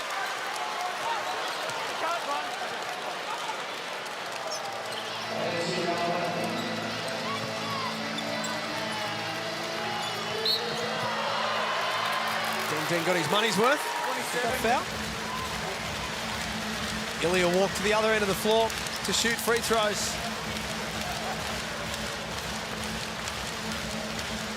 The crossover coming up next. I believe it's a little milestone or something that might be celebrated on the crossover tonight as well. So, oh, he's a bit going on, is there? Stay tuned. Oh. Like Pittman, birthday type. Is that all you're going to give us? Damon Lowry? Or... Oh, Damon Lowry. That's a bit of craft, Hammer. It's a tease. Anniversary. Would that tease me? Anniversary of his 3 free throws that bounced 700 times and had no business going in that eventually went. I wouldn't. I'm just trying to come up with what it possibly could be. All I know is that there's balloons. And then as soon as the gang finish up on the crossover, it's Perth and Cairns at RAC Arena. Oh. They need to bounce back too, Perth. Okay. 4.5.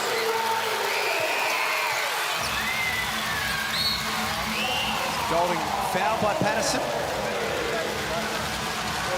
I'm not sure why Lamar wants to review this, just out of interest. He still believes. Just because you have a review doesn't mean that you have to use it. That'll be his 5th foul. When you go back to a game a couple of weeks ago when Brisbane were seven down with 20-odd seconds remaining, they still believe, Jack. They're going to challenge. They still believe. Play it out. I like it. Not sure they're going to get much. No, they're not going to get any love for it, but there's nothing to lose. Might as well. Let's have a look. Popped in with his left hand. They might actually win this one. No. They might West. Look, it's on the ball. No, it's on the ball, and then Chris the ball, turns. but he still touched his arm and everything. Not after, but that's They're not Chris gonna turning. overturn that. He fouled him. There's nothing to lose. You might as well for it, but I'm not as convinced as you are, but my record is poor. I think that one there is a no call. yeah, but once you've called it, No, I'm just saying. I'm not sure they're going to overcome that. Coach's challenge is unsuccessful. See how quick that was? That's I was hoping. I'd say that's the quickest review we've had this year. That we've ever seen. That's the Brisbane lose their quickest in the challenge. history of the game. No, Anywhere in the world. Which tells me there wasn't much to look at. There wasn't much. You were having a throw at the stumps just like they were. No, well, I was, because I was thinking that shouldn't have been called. Patterson fouls out. 23 points and 9 rebounds. He certainly tried his hardest down the stretch. He's still not believing. Has to have a couple of looks. Peter Crawford there doing the video work for the Brisbane Bullets.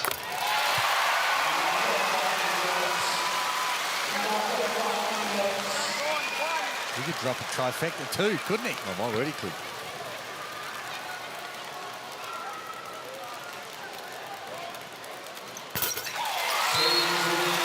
Golding takes care of both. And the result is in the book. Dion Prewster.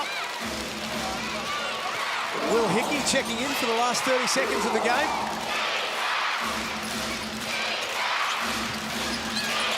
The Trimmings had a good night. Get that one to go. It'll be the Brisbane ball.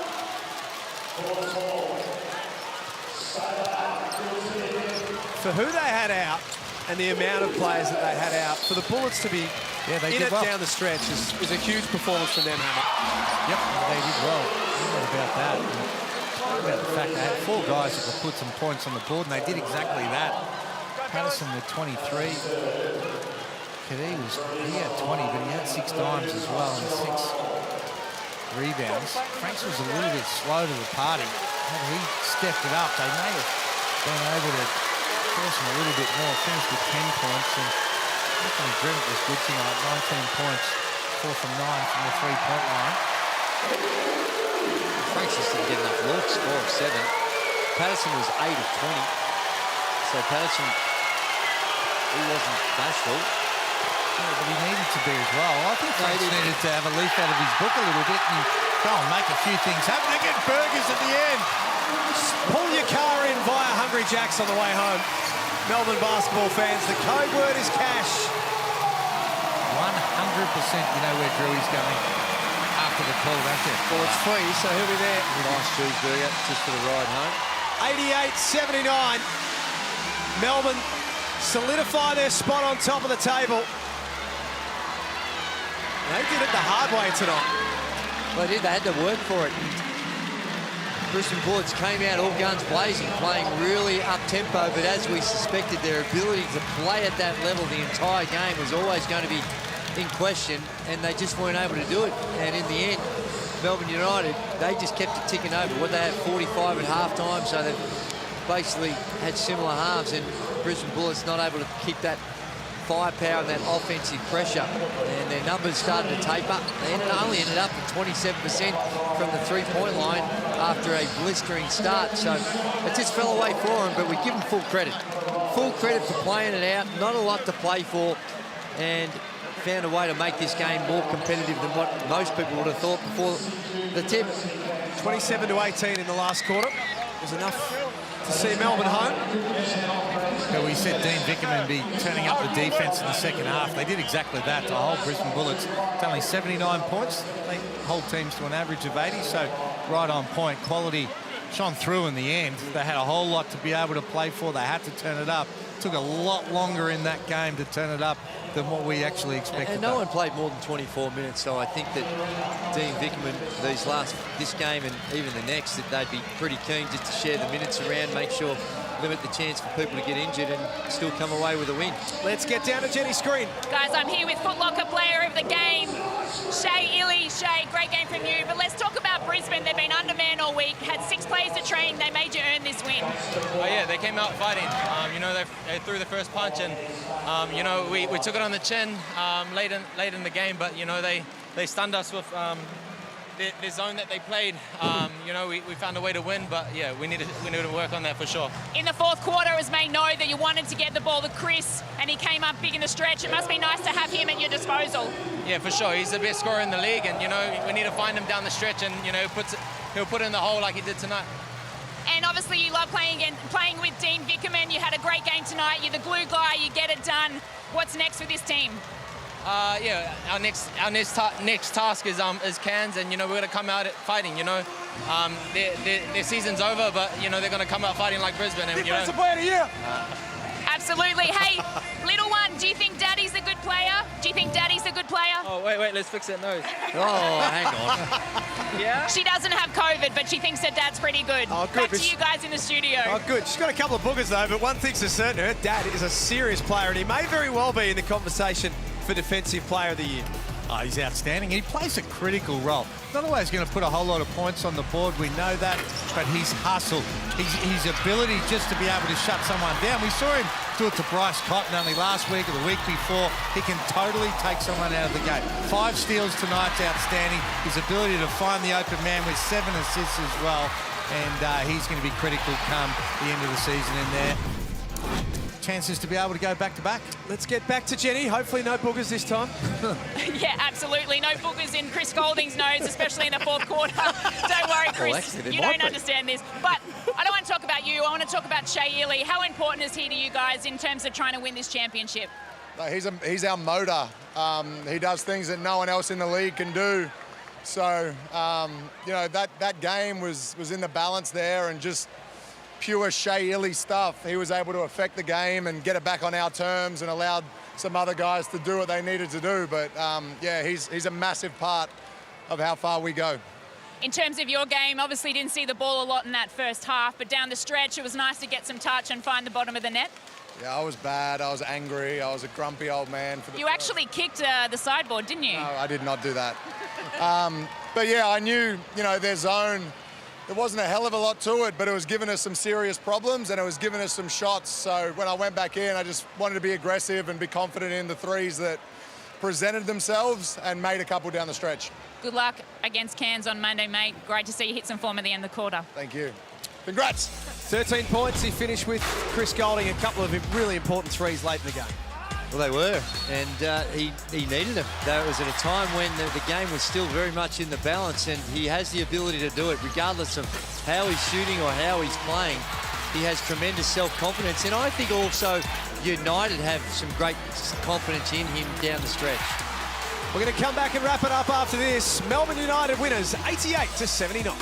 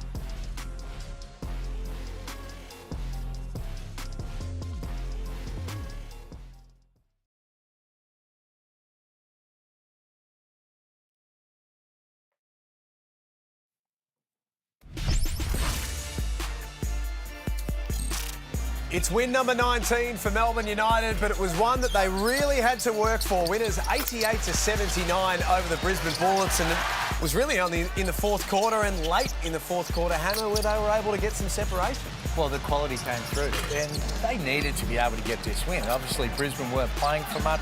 They were playing with a bit of freedom, the Brisbane Bullets, and being able to get some points on the board. But right at the end, that last 5 minutes, they turned up the defensive end, and Chris Goulding coming off the bench making a couple of big shots. And it wasn't pretty, no doubt about that. Dean Vickerman will want to have a look at the tape and try and inspire them for Monday night, and they'll want to be playing a lot better basketball come playoff time, but they did what they had to do. Yeah, and I think Brisbane, they jumped it up a little bit with that zone defence, and it forced Melbourne United into the perimeter. They took 39 three-point field goal attempts, and that's equalled their highest this season, only once before, and that was against the Sydney Kings in round 4, I think it was, that they had that 39 three-point field goal attempts. So they blazed away, only made 10 of them, but eventually found a way. Patterson had his 23, Kadia his 20, Joe Luala-Chill 25, and a very important Chris Goulding 13 in that fourth quarter. And there you see the shooting percentage. Anytime you shoot it at 36%, 25% from the three-point line and still come away with wins is an encouraging sign. They banged the boards and got a slight advantage in that area. And then the turnovers, huge for the Brisbane Bullets. They had 17 turnovers to Melbourne United's 11. What happens now for Melbourne? How will they look at tonight? I mean, it's a win and it's still top spot on the table, but how do they pull apart a game like this? Well, I think Dean Vickerman, he'll be looking at it again tomorrow. They'll show the areas that they broke down, maybe against the zone as well. They come up against any sort of zone. You spoke about being able to get ball movement, move the ball, but players as well. And then they move on to the next game. But, they got the win. They won't be entirely happy with the way they played. Don't worry about that. But they've got bigger fish to fry. The ladder, as it stands right now, with thanks to our great friends at Amy, has Melbourne 19-7. The Sydney Kings will play tomorrow against Adelaide. But up next, the Perth Wildcats 15-10 take on the Cairns Taipans. It's a very simple equation. They've just got to win. Simple as that. Well, they do, and they've still got some work to do. Now, you'd expect they're going to get there, but these games can be a little tricky. They'll be a little nervous.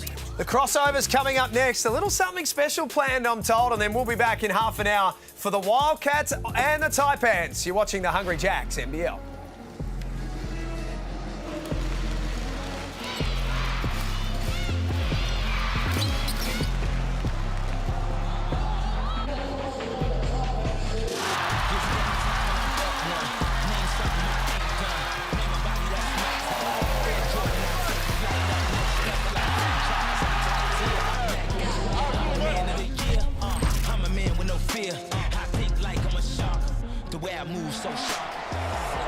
This program is brought to you by Hungry Jacks and Bunnings Warehouse.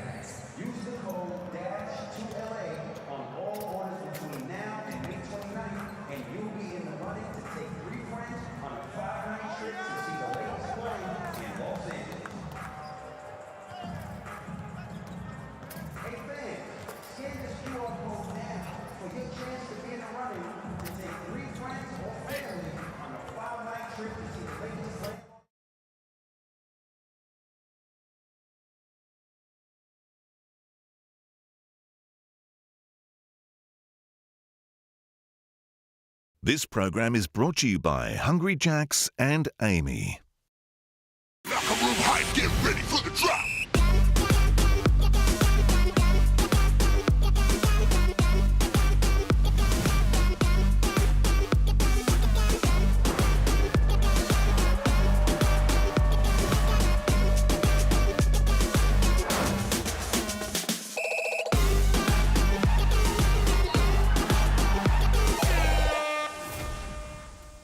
Yes, good evening and welcome to the Amy crossover. So great to have your company live on ESPN. Cracking victory for Melbourne United at John Cain Arena tonight. They get the job done, 88-79 over the Brisbane Bullets. They're top of the NBL ladder.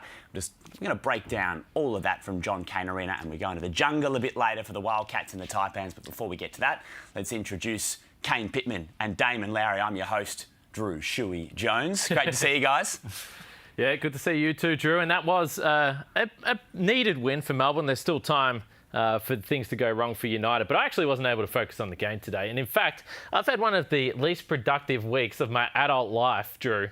And it all started last Sunday night. So I wasn't here on the couch, as you know. Yeah. I was at the F1 Grand Prix, had a fantastic day, got home, and I just wanted to relax. And instead, I saw one of the most despicable acts I've ever seen on live TV, if we can please throw to the vision.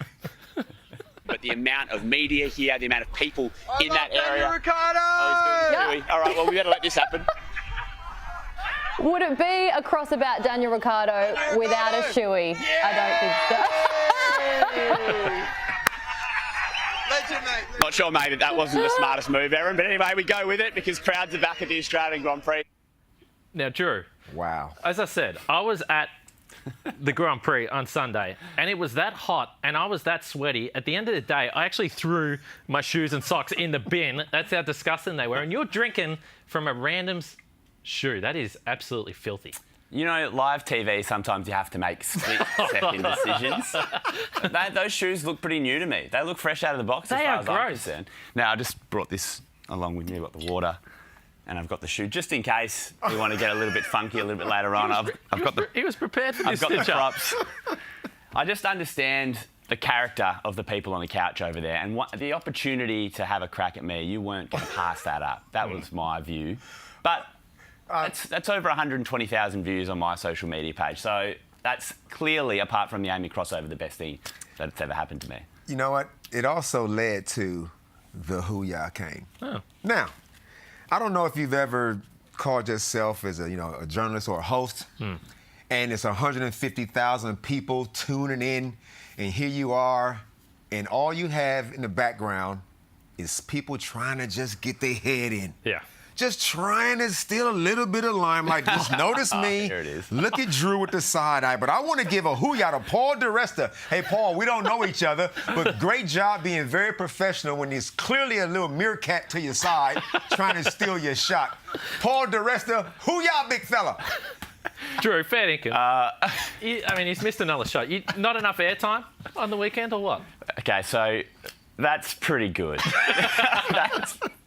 That's good. So Daniel Ricciardo was in the media area that we're not allowed into. Not everyone's allowed into that. And we're sort of hanging at the back, and we were hoping to get